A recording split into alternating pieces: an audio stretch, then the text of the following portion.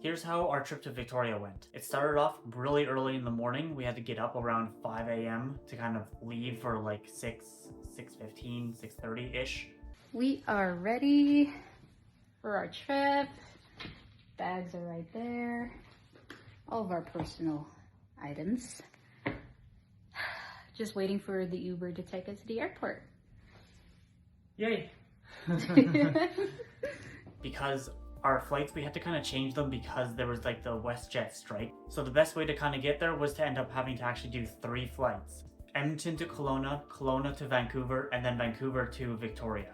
So because of this kind of like added stress, Zen wanted to make sure we were there like 2 hours ahead of time, even though you probably only really need 1 hour, but just wanted to avoid any extra headaches. So we left extra early just in case. But then when we got there, everything actually went pretty smoothly through security. It was really good.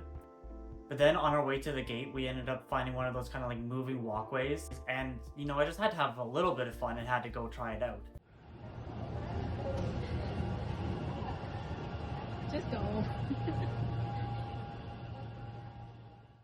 And then when we finally got to Victoria, it was just a quick little like maybe 30-minute drive from the airport to the hotel we were at, which we ended up getting a bit of a surprise when we got to our room, because I actually only booked us a regular single king bed, just kind of normal room, but they ended up like kind of upgrading us to still king bed, but like a whole kitchenette and like living room area. It was like a mini suite. It was actually pretty cool. Bah. Bah. Though even with that being said, like because of how long of the travel was, we were so just dead drained, tired because of the waiting and flying and up and down and everything. We were so just drained. I wanted to do just like a quick 1 hour nap and then kind of go explore, but that turned into like a 3-hour nap, and we didn't end up kind of waking up until like 9 p.m. So kind of wasted the rest of the day, which kind of sucked. But just so that we ended up still kind of exploring a little bit of downtown Victoria, we did kind of find a local pub called The Mint, a small little bar, little seating area, and then off to the side they had some extra seating for more of the bar kind of clubbing side, but they had kind of karaoke going on. Zen and I didn't participate, but because we were just still tired, so it was just meant just for something simple to eat. And yeah, just kind of headed back up to the hotel just to kind of get some rest early night. We ended up kind of going to sleep around midnight or so because we were getting up at like 7:30 for our actual official day 1. So day 1 started off with like a 2 to 3 block walk heading downtown as we were kind of going towards getting our rental car. And this is kind of where we really noticed the actual kind of like prettiness of the city, and like the fact that it's very like pedestrian friendly as well. You notice that like the sidewalks were really wide so you can get by really easily, and there were like bike lanes for people to kind of go by, a lot more than here in Edmonton. And we saw that like traffic was actually respectful of this as well, like letting people cross really well before trying to turn. Like people kind of just rush so much here in Edmonton, it just seemed a little bit more smoother in Vancouver, just a little more relaxed. Though on the kind of like contrast of that, we did find it a little funny that even though the city itself is like pretty and cleaned up and everything, there was just a lot of like bird crap everywhere. That was one of the first things I noticed when we got to the hotel actually too. But it kind of makes sense. I know, like you're on an island, there's a bunch of seagulls around, but it's just kind of funny that like the one thing you kind of can't control. Once we got the car, we headed to our first destination, the Butchart Gardens. We're finally in the car. It's so big. I thought we were gonna get a compact car. How are you feeling, babe? Good, a little bigger than what I'm used to, but you know, it's fine. It's fancy though. It is. Oh, Davis is so cute driving this car. It's so big. Oh. Big enough for me. The hell is this? Oh, you know, just wanted to make sure that there was no people. We have plenty of parking. There's no one here. The fuck? And then walking down the gardens themselves was actually really pretty. There were so many amazing photo opportunity spots that you just kind of had to get. Like we found this little nice cabin where I was able to kind of like peek my head through the window and have the sun shining right on and have the beautiful flowers right in the background. That was really awesome. And like there was a good spot where I had my camera in like good POV positioning where I was able to see like Zen walking in front of me and having all the flowers all around us. Like so many little spots like that were just little pieces of like, oh, like good angles here, good angles there, nice fountains, everything was just super pretty. And we even made it through to this Japanese garden where there was like nice bridges and other houses and stuff to kind of lean against and look through and see across like a little pond and everything. It was just really cool to have that kind of faux Japanese experience.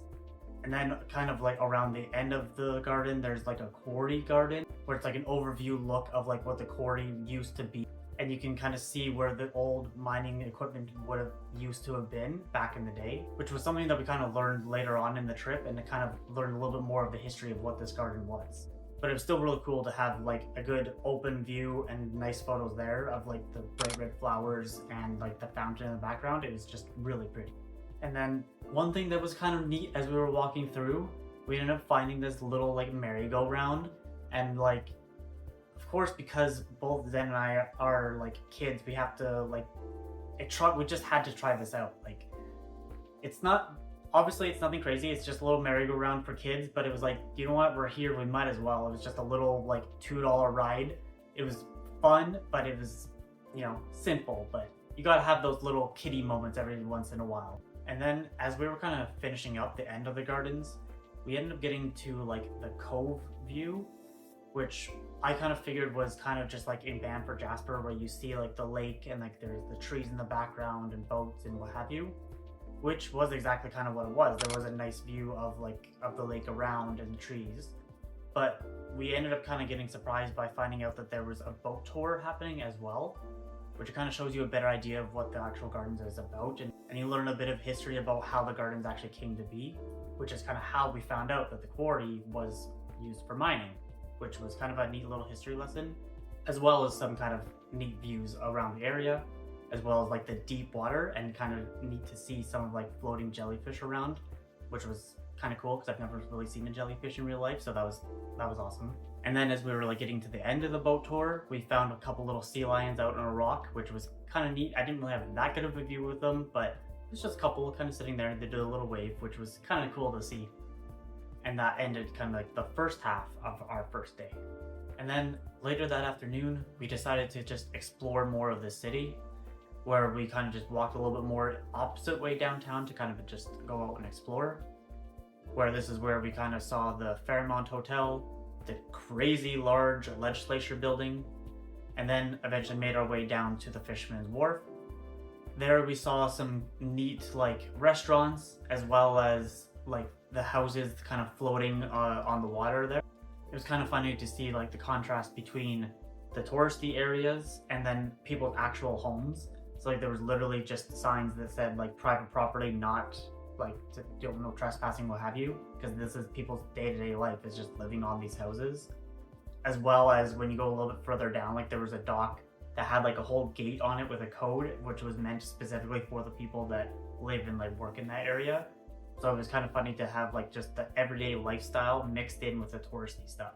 But as we kind of continued walking down the rest of the dock, that's where we saw like the cooler parts of being of the fisherman's wharf, was like being able to see like the ocean area right in front of you. That's where we saw like just giant ships kind of like pulling away. I think one of them was like a ferry, and then there was like someone's like big yacht there, and you see them just kind of leaving, going, what have you. Then it was also really neat to kind of just see like the little planes kind of flying down and landing on the water, just sliding through. That's just, I've seen that like on TV before, but I've never seen it in real life, so nothing overly crazy, but it was still kind of just neat to see, I guess. And then as we kind of continued walking around, we saw like little boat taxis. We didn't end up bothering going because I was like, well, we just did an actual boat tour of the garden area, so like this is going to be just a taxi. Like it wasn't worth actually going on, but it was just interesting to see.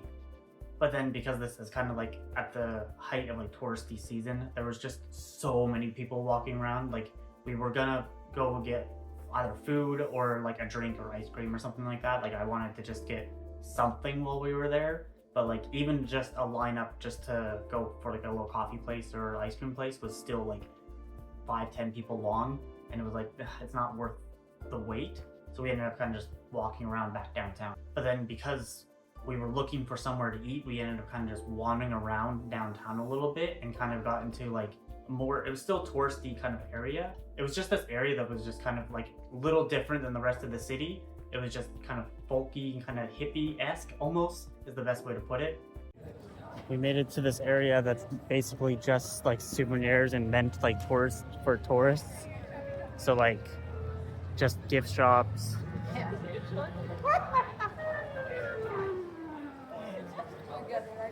The whole city is just full of like people just everywhere. We've just been walking and just You know what? It's better that we actually walked because we get to see more than what Google Maps tells us to. so the one thing that still sucks is that there was still nowhere actually good to eat. We waited another like half an hour kind of just trying to find somewhere. That even though we wanted to find somewhere for seafood because it's BC, it's Victoria, that's where seafood is good. Just to end up finding somewhere, we ended up just going to a little Vietnamese place for dinner. So nothing overly exciting, but just something to kind of end the night.